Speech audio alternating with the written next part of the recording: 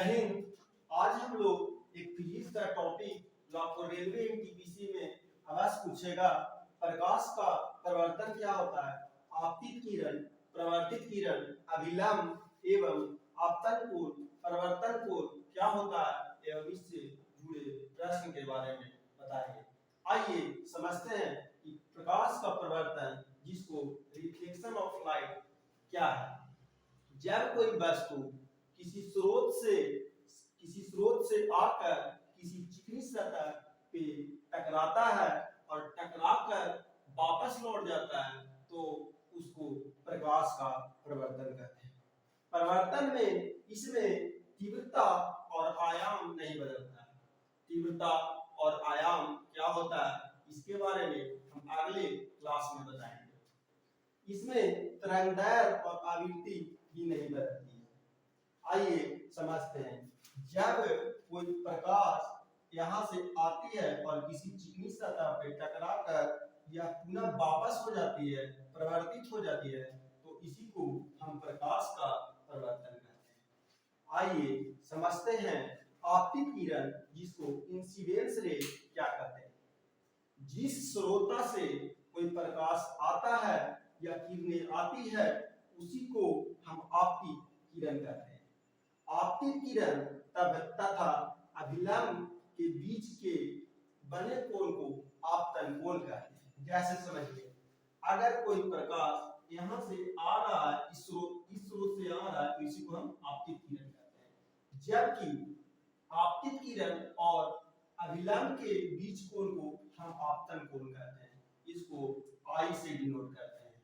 आइए समझते हैं कि परावर्तित किरण क्या होता है। जब किसी स्रोत से प्रकाश आती है और आकर वापस लौट जाती है तो उसे हम परावर्तित किरण कहते हैं, जिसको रिफ्लेक्टिव रे कहते हैं। रिफ्लेक्टिव रे कहते हैं। परावर्तन किरण तथा अभिलंब के बीच बने कोण को हम परावर्तन कोण कहते हैं। जैसे समझिए, इधर से प्रकाश आ रही है तो इधर से प्रकाश आ रही है तो अभिलंब और आपतित किरण के बीच को कोण को हम आपतन कोण कहते हैं। अगर प्रकाश आकर इधर टकरा जाती है तो परावर्तित किरण और अभिलंब के बीच को के कोण को परावर्तन कोण कहते हैं और इसे हम R से डिनोट करते हैं। अभिलंब एक काल्पनिक रेखा है। परावर्तित किरण तथा आपतित किरण को अलग करने वाली रेखा को हम अभिलंब कहते हैं, जिसको नॉर्मल भी कहते हैं। समझते हैं। आपतित किरण को हम कोण I से डिनोट करते हैं, जबकि परावर्तित किरण को कोण R से डिनोट करते हैं। तो आपतन कोण और परावर्तन कोण हमेशा बराबर होता है, यानी कोण I = कोण R। आपतित किरण, परावर्तित किरण तथा अभिलंब तीनों एक ही तल में होता है। जैसे समझिए, कोई यहाँ पे चिकनी सतह है तो देखिए आपतित किरण, अभिलंब और परावर्तित किरण तीनों एक ही तल में है। आइए इससे समझते हैं कुछ प्रश्न। अगर 40 डिग्री कोण पर कोई किरण आपतित होती है तो उसका आपतन कोण क्या होता है और परावर्तन कोण क्या होता है।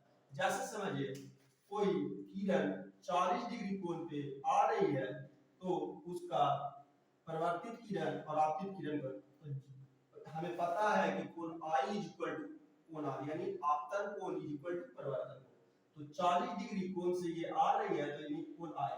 तो पता है कि आपतन कोण और परावर्तन कोण बराबर होता है, तो ये भी परावर्तन कोण भी 40 डिग्री होगा। आई होप इस वीडियो को आप अच्छे से समझ गए। अगर वीडियो अच्छा लगता है तो चैनल को लाइक, शेयर एंड सब्सक्राइब करें। रेलवे एनटीपीसी में साइंस से बहुत सारे न्यूमेरिकल भी पूछे जाते हैं। इन सब के बारे में हम धीरे-धीरे एग्जाम के समय तक आपको पूरा करवाते हैं। आई होप इस वीडियो को अच्छे से समझ गए। जय हिंद।